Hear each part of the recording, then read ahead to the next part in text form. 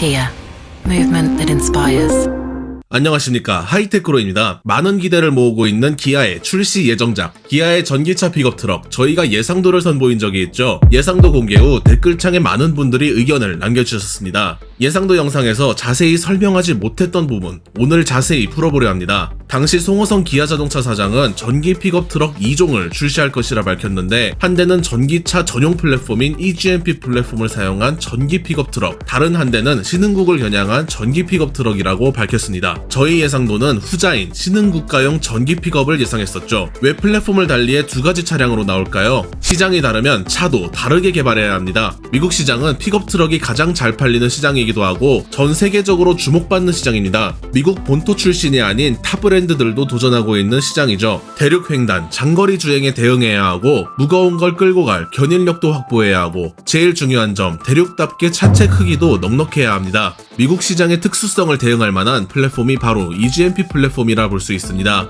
대용량 배터리를 탑재하여 높은 주행거리 확보, 가장 중요한 부분인데요. 이것이 대응 가능하다는 것을 이미 EV9 스펙 공개로 알 수 있습니다. 또 현재 한국에 출시된 SUV들보다 더 큰 크기를 보여줄 EV9이기에 EV9을 기반한 전기 픽업 트럭으로도 유추해 볼 수 있겠습니다. 그럼 신흥국은 왜 기존 내연기관 플랫폼으로 별도로 개발할까요? 기존 현대 산타크루즈에 탑재된 N3 플랫폼을 사용할 가능성이 가장 유력한데, 당연히 이미 나와 있는 차량을 기반으로 만드는 게 새로 개발하는 것보다 싸죠. 가벼운 신흥국 주머니에 따라서 저렴하고 고장 안 나는 차량이 최고입니다. 개발 비용을 절감해서 저렴한 전기 픽업 출시만이 해법이라 할 수 있겠는데요. 또 미국만큼 땅이 넓고 장거리, 대륙 횡단급으로 긴 주행 능력이 필요한 시장도 아니다 보니 굳이 큰 배터리로 가격을 비싸게 만들 필요도 없죠. 이전에 선보인 픽업 트럭 예상도는 신흥국용 차량으로 기존 내연기관 N3 플랫폼으로 만들어 출시되었었던 산타크루즈를 기반으로 제작했었습니다. 아직 전기 픽업 트럭 두 종에 대해 확정된 스펙, 디자인이 공개되지 않은 상황이지만 기아의 미래차 선행 디자인 연구, 최신 디자인 요소들을 적용해 만든 사전 참고용 예상도입니다. 신흥국용 픽업을 넘어서 이제 북미형 고급 대형 픽업 차례입니다. 위에서 말씀드린 대로 북미형 픽업은 신흥국 픽업과는 약간 다른 모습을 보여줍니다. 크기, 주행거리, 성능 모두 더 높은 기준으로 제작되어야 승산이 있습니다.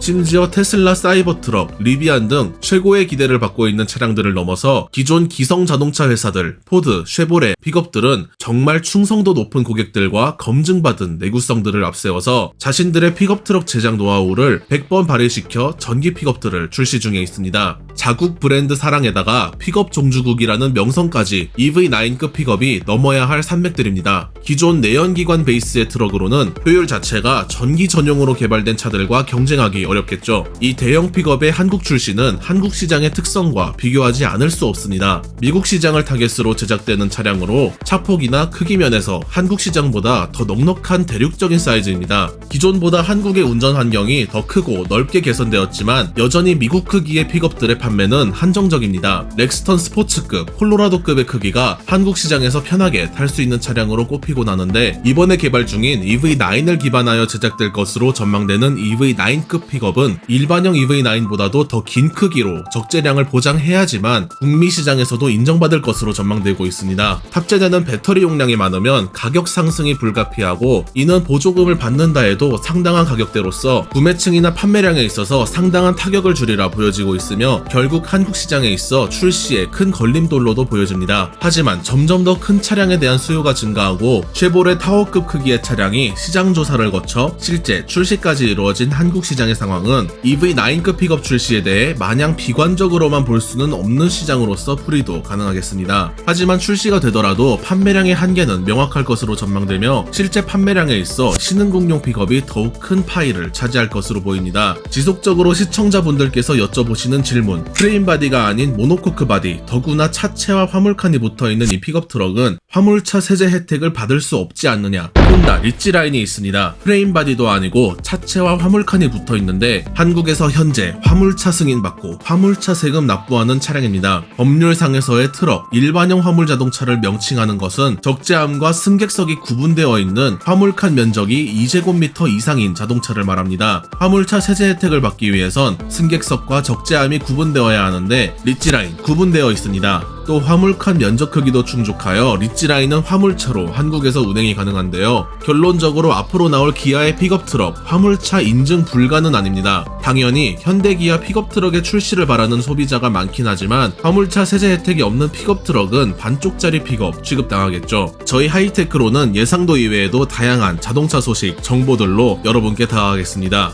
이번 영상 재미있게 보셨다면 구독과 좋아요 그리고 알림 설정까지 꼭 부탁드리겠습니다. 유튜브 이외에도 인스타그램, 페이스북에서도 하이테크로를 만나보실 수 있습니다. 이번 영상 시청해주셔서 감사합니다. 다음 영상에서 뵙겠습니다.